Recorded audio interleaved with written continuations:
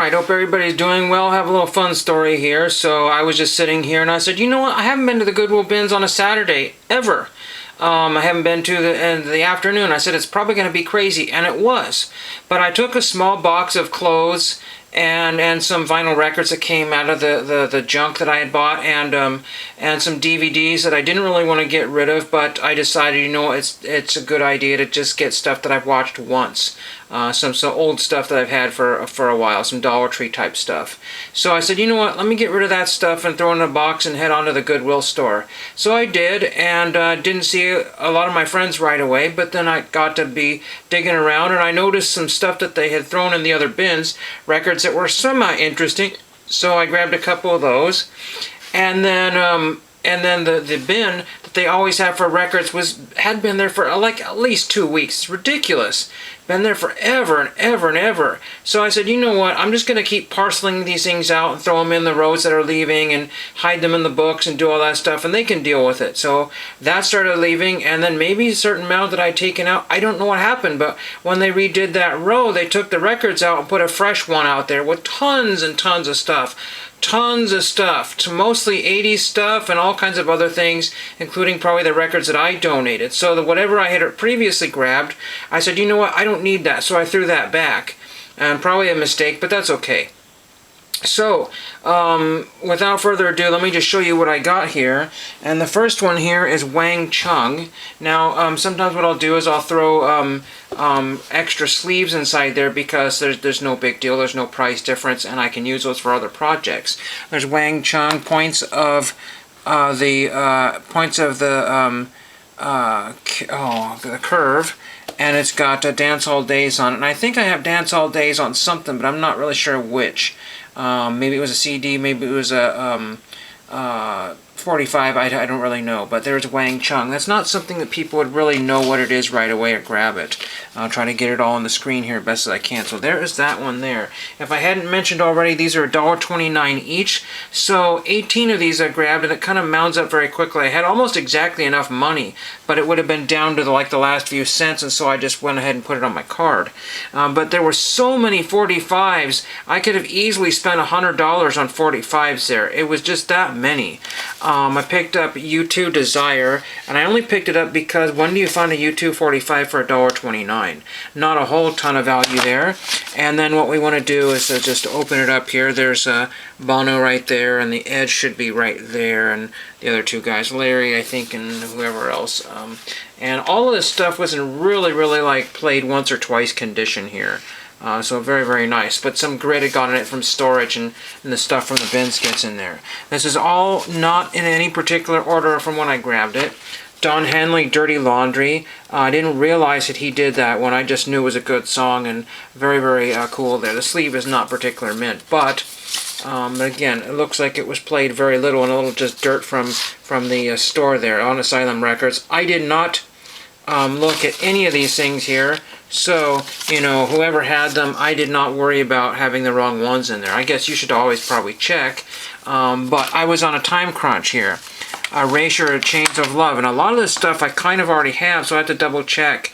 I need to figure out a way, because all my 45s are in boxes, but I need to go through and organize and basically alphabetize those at some point. So Remix by Stephen Hague.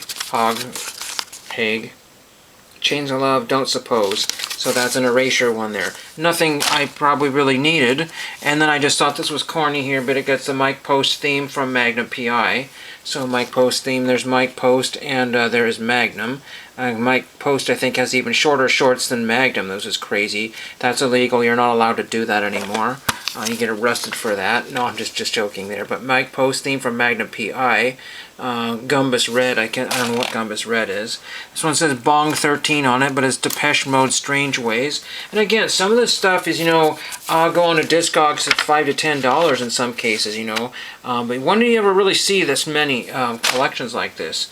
There were 2 copies of Dweezil, I don't know why, but there's Dweezil, Dweezil Zappa, I guess. My Mother is a Space Cadet. And then on the other side it says Crunchy Water. There's kind of interesting there. So very 1980s there. If there's a date on here, I will look for it here. This is it doesn't say right there. So but I want to say it's circa like 1986, 85, 86 there perhaps. So very, very cool to have that one there. You know, don't know why somebody chose now to get rid of their 80s collection here. Bar Busters, Joan Jett and the Blackhearts, Light of Day, and I picked this one up because I like things with Michael J. Fox on it. So that doesn't add a ton of value, but I just think it's very cool.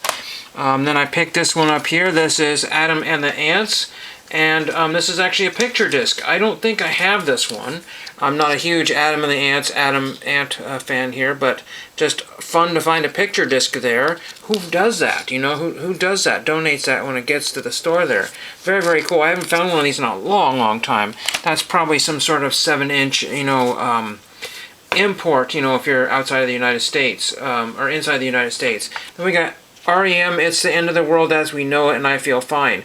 9 times out of 10, you're not going to find these with the covers. And I darn near thought about going through and peeling out a lot of the covers, but these things were so mint that it was just a shame to wreck them. Now, obviously, these will be there, quite a few of them will be there for the rest of the week. There's Bowie, Modern Love, so there's that one there. These, again, these are technically what we would call iconic. Here's Blondie, Call Me. This is one of the older ones here. This is 1980. So it's not, you know, it's something that's overplayed a lot, but this is the only time I've ever found this one, ever seen that one.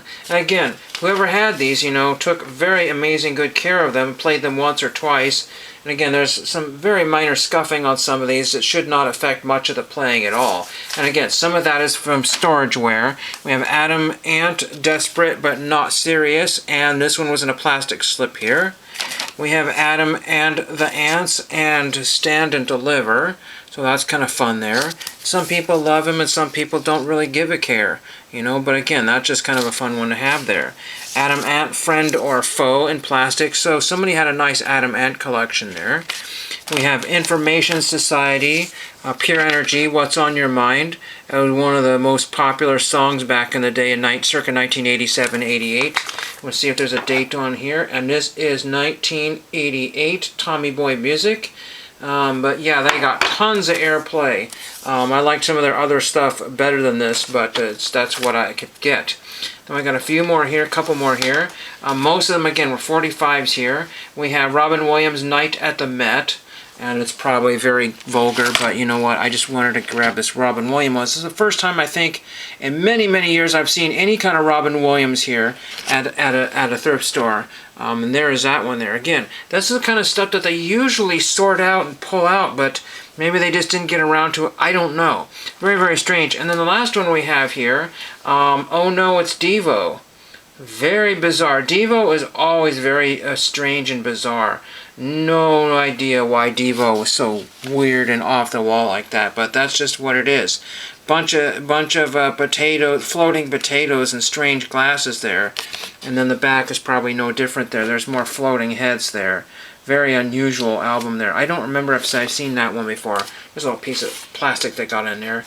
But yeah, and then this is like a punch out there, but it's never been punched out from what I could tell, or it's been put away very carefully. But yeah, very cool there. So, to recap, I spent $1.29 each.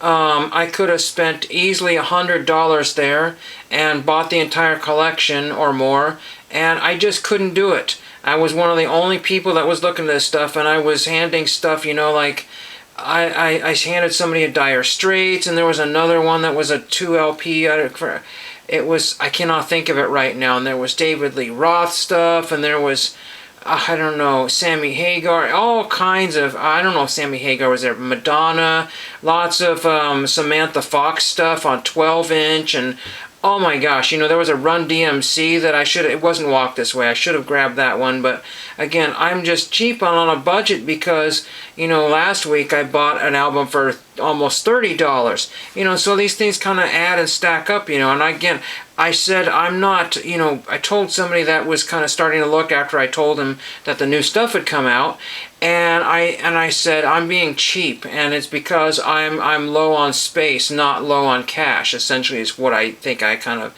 and he understood that quite clearly. So it was an amazing trip, under 10 minutes here for a really nice stuff that I've got to sort out here. Again, I didn't really worry about, you know, the damage to the cover there. It's all ripped to shreds there, but who cares? Very nice 80s score, and thank you for watching.